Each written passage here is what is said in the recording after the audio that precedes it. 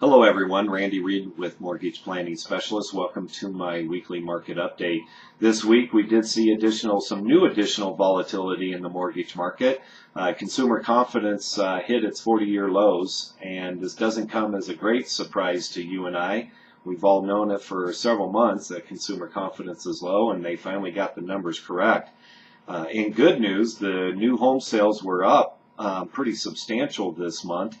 Over last month, and this is probably due in part from builders trying to liquidate their inventories, giving some really good deals to consumers, and they're doing that so that they can have some liquidity on their part to stay afloat.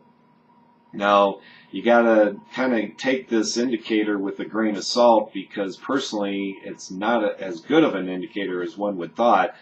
Because when the builders lower prices, obviously it's going to trickle down into other home values in the neighborhood. So take that indicator for what it is. The Feds did lower short-term interest rates this week by 1/2 point.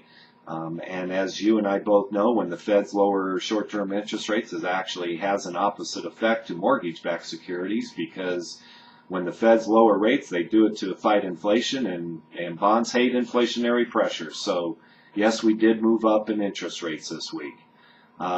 We also did see the gross domestic product decrease by a negative 0.3%. And if you've listened to my prior announcements, 2 consecutive quarters of GDP growth does indicate that we are in a recession right now. And I guess the proof is in the pudding. The numbers have indicated that, yes, we are officially in a recession right now. For right now, I am going to go ahead and recommend locking on those short-term transactions. I do think, though, over time, even though we are in a volatile market, that rates will improve over time. Go ahead and lock right now.